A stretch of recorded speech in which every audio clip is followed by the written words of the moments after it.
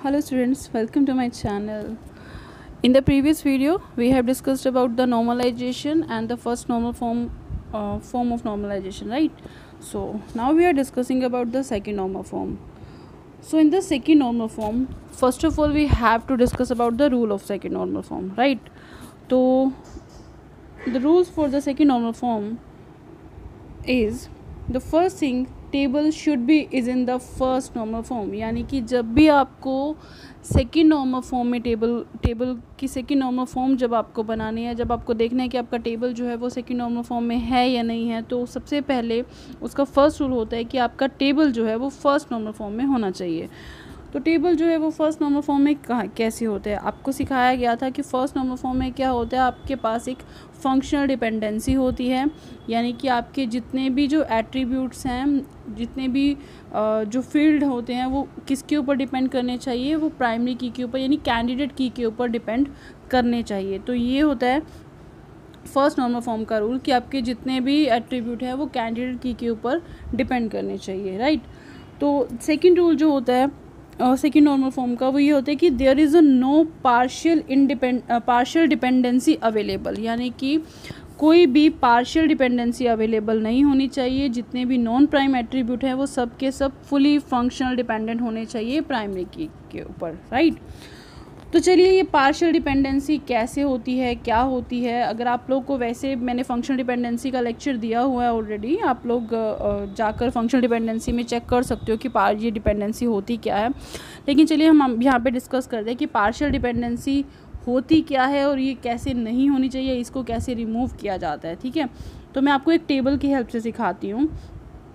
तो ये देखिए यहाँ पे मैंने एक टेबल ले रखा है जिसके अंदर क्या किया हम लोग, एक स्टूडेंट आईडी, कोर्स आईडी और फ़ी, तीन जो है कॉलम लिए हुए हैं। स्टूडेंट आईडी के अंदर जो है वो स्टूडेंट की आईडी है, ये स्टूडेंट ने इस कोर्स आईडी में एडमिशन ले रखा है और इन पर्टिकुलर कोर्स की फ़ी जो है वो ये वाली है, राइट।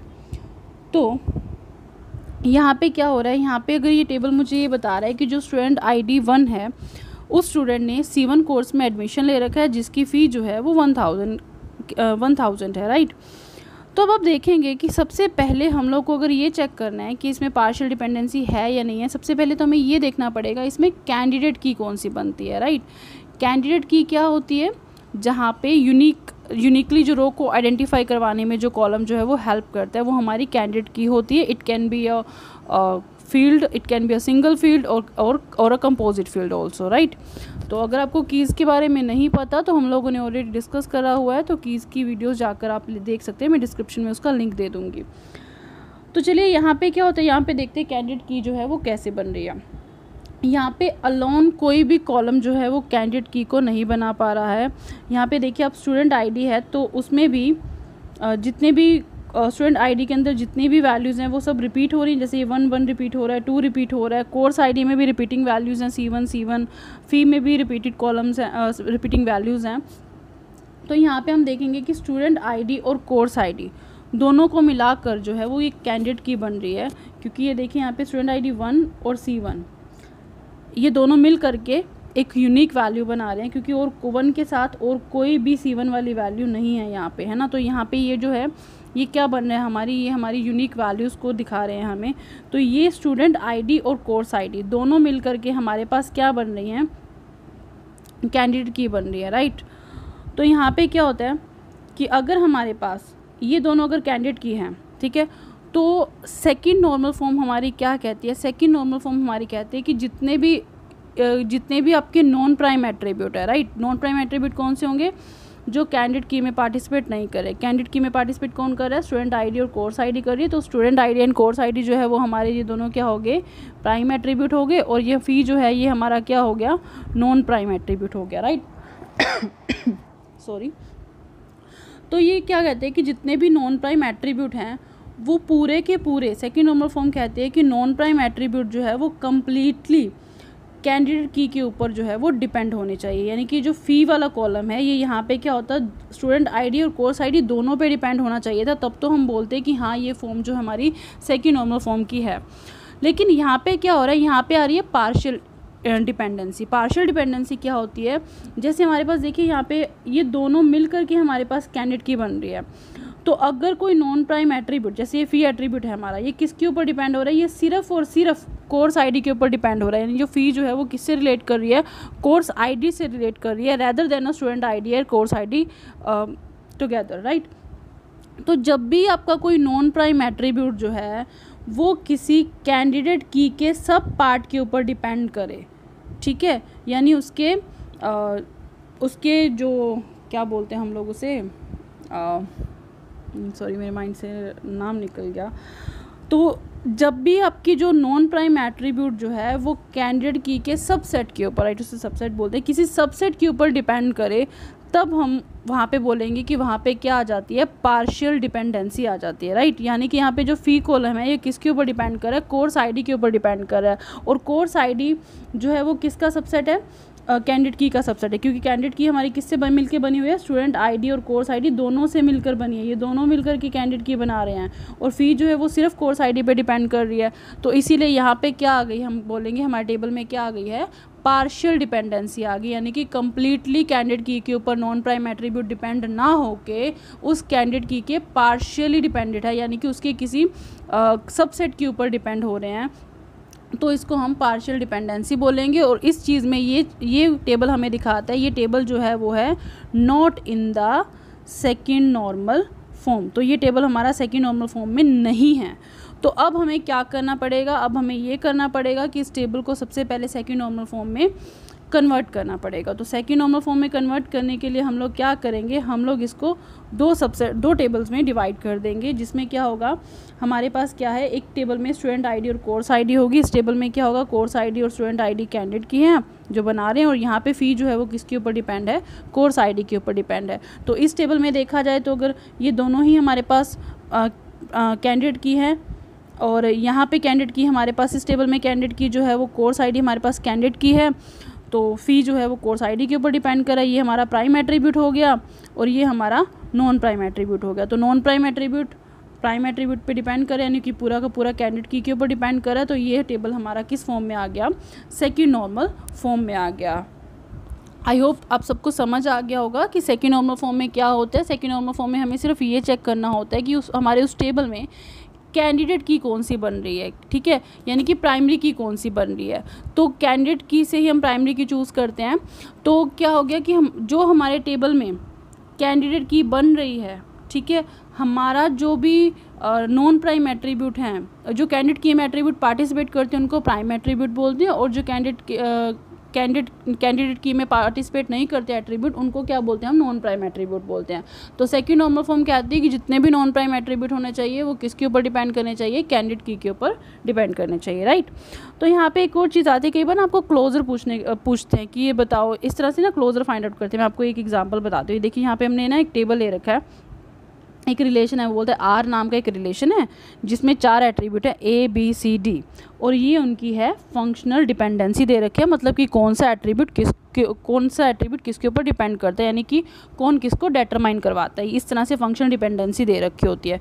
तो यहाँ पे हम देखेंगे कि ये वाला जो क्लोजर है इसका फंक्शनल डिपेंडेंसी जो है यहाँ पे कौन सी है, क्या यहाँ पे सेकंड जो है नॉर्मल फॉर्म है, या यानी कि यहाँ पे पार्शियल डिपेंडेंसी अवेलेबल है या नहीं है। तो पार्शियल डिपेंडेंसी अवेलेबल जब नहीं होती तो उसको हम क्या बोलते हैं, फुली फंक्शनल डिपेंडेंसी बोलते हैं, राइट। तो सेकंड नॉर्मल फॉर्म में क्या होती है, फुली फंक्शनल डिपेंडेंसी होती है। फुली फंक्शनल डिपेंडेंसी मतलब सारे नॉन प्राइम एट्रीब्यूट किसके ऊपर डिपेंड करते हैं, कैंडिडेट की के ऊपर डिपेंड करते हैं, राइट। तो इस क्वेश्चन को हम सॉल्व कैसे करेंगे, इस क्वेश्चन में सबसे पहले हम निकालेंगे कैंडिडेट की कौन सी, यानी कि उसने बता रखा है हमारे पास एक टेबल है, एक रिलेशन है आर नाम का, उसके अंदर 4 एट्रीब्यूट हैं ए बी सी और डी नाम के, और ये जो है ये क्लोजर, ये जो डिपेंडेंसी है क्या बता रहे हैं कि ए और बी दोनों कंबाइन मिलकर किसको आइडेंटिफाई करवाते हैं, सी को आइडेंटिफाई करवाते हैं, और बी और सी दोनों कंबाइन मिलकर किसको आइडेंटिफाई करवाते हैं, डी को। तो सबसे पहले इस तरह के क्वेश्चन में आपको क्या निकालना होता है, सबसे पहले इस तरह के क्वेश्चन में आपको कैंडिडेट की पता करनी होती है कि इस टेबल में कैंडिडेट की कौन सी है, जो हम कहाँ से पता करेंगे, इन फंक्शनल डिपेंडेंसी से। तो सबसे पहले आप देखिए आपको कैसे कैंडिडेट की कैसे निकालनी होती है। सबसे पहले आप देखिए कि अगर आपके पास सिर्फ ए है, ठीक है, तो क्या आप अकेले ए को यूज़ करके कोई और कॉलम को आइडेंटिफाई करवा सकते हो। देखो अकेले ए को यूज़ करके हम ए को तो ले ही सकते हैं, ठीक ठीक है, ये तो हम आइडेंटिफाई करवा ही सकते हैं। अगर आपको इसमें प्रॉब्लम आ रही है ये चीज़ों को फाइंड आउट करने में, तो आप मेरी फंक्शनल डिपेंडेंसी की वीडियो जो है वो देख सकते हो, ठीक है। तो ये डिपेंडेंसी जो कहते हैं कि ए को आइडेंटिफाई तो करवा ही सकता है, तो क्या ए बी को आइडेंटिफाई करवा सकता है? देखो इन्होंने यहाँ पे जो फंक्शनल डिपेंडेंसी हम लोग को दे रखी है उसमें क्या है, ए बी दोनों मिल करके सी को आइडेंटिफाई करवाएंगे और बी और सी दोनों मिलकर के डी को आइडेंटिफाई करवाएंगे, राइट। तो यहाँ पे ऐसी अगर कोई डिपेंडेंसी है ही नहीं कि जिससे ए किसी और को आइडेंटिफाई करवा सके। फॉर एग्जांपल अगर यहाँ ऐसे लिखा होता कि ए आइडेंटिफाई करवा रहा है बी को, तो इसका मतलब क्या है कि हम यहाँ पे बी लगा देते, लेकिन अभी यहाँ पे क्या है, ऐसा तो कुछ दिया ही नहीं हुआ यहाँ पे, ठीक है। तो इस केस में क्या होगा, इस केस में ये तो दिया नहीं हुआ, राइट। तो मतलब क्या है कि हम आइडेंटिफाई नहीं करवा पा रहे हैं। किसको आइडेंटिफाई नहीं करवा पा रहे हैं? ए के साथ हम सिर्फ ए को आइडेंटिफाई करवा पा रहे हैं, कोई और कॉलम को आइडेंटिफाई नहीं करवा पा रहे हैं। इसी तरह से आप बी का क्लोजर चेक करिए, बी से भी अकेले बी को आइडेंटिफाई करवाते हैं और किसी को करवा सकते हैं? नहीं करवा सकते। सी से भी सिर्फ सी को करवा सकते हैं, ऐसे ही डी से भी हम सिर्फ डी को आइडेंटिफाई करवा सकते हैं और किसी को नहीं करवा सकते, ठीक है। तो अब आप लोग क्या करेंगे, अब आप लोग क्लोजर चेक करने के लिए दोनों को कंबाइन लेंगे।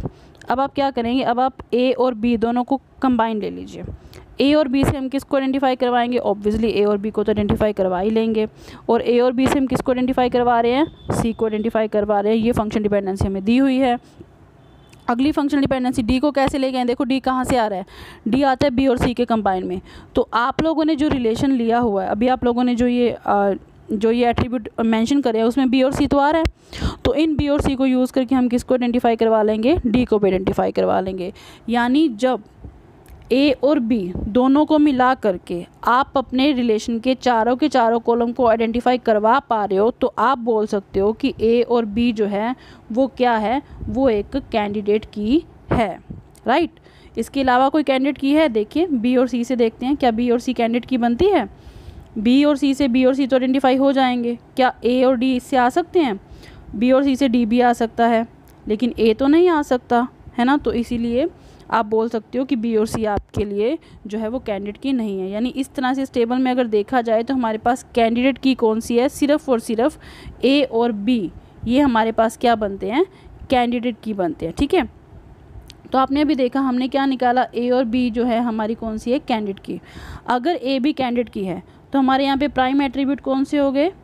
ए और बी प्राइम एट्रीब्यूट हो गए, और नॉन प्राइम एट्रीब्यूट कौन से हो गए? जो बच गए सी और डी, ये हमारे पास नॉन प्राइम एट्रीब्यूट हो गए।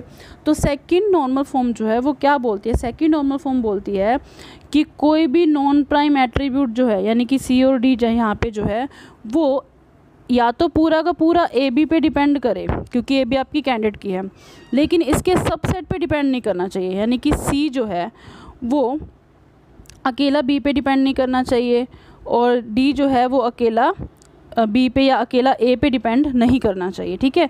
तो अगर ऐसा है तो ठीक है, सेकंड नॉर्मल फॉर्म में टेबल हमारा है, हम बोल सकते हैं, नहीं तो नहीं है, ठीक है। तो हमारे इस केस में क्या हो रहा है, आप देखिए हमारे इस केस में ए और बी तो हमारे पास क्या है? कैंडिडेट की है। प्राइम एट्रीब्यूट ए बी हो गए, non prime attribute C D हो गए। तो यहाँ पे फंक्शनल डिपेंडेंसी चेक करिए, सी जो है, सी नॉन प्राइम एट्रीब्यूट है, किस पे डिपेंड कर रहा है? ए बी पे डिपेंड कर रहा है, बिल्कुल राइट, सही है, ये हो सकता है ना। तो ये फॉर्म सेकंड नॉर्मल फॉर्म का रूल फॉलो कर रही है। सेकंड चीज़ देखिए, डी जो है, डी किस पे डिपेंड कर रहा है? डी डिपेंड कर रहा है बी सी पे, बी सी दोनों पे कंबाइन। अकेला बी या अकेला ए पे अगर डी डिपेंड करता तो हम बोलते कि ये फंक्शन जो है, ये फॉर्म जो है वो सेकंड नॉर्मल फॉर्म में नहीं है ये रिलेशन।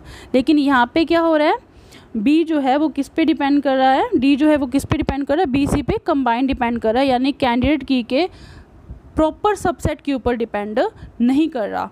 तो इसीलिए हम बोल सकते हैं कि ये जो रिलेशन जो है वो हमारा किस फॉर्म में है? ये रिलेशन हमारा सेकंड नॉर्मल फॉर्म में है, राइट।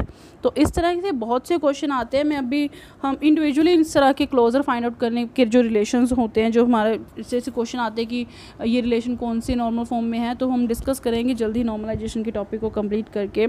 सो अभी के लिए इतना ही। Thank you so much.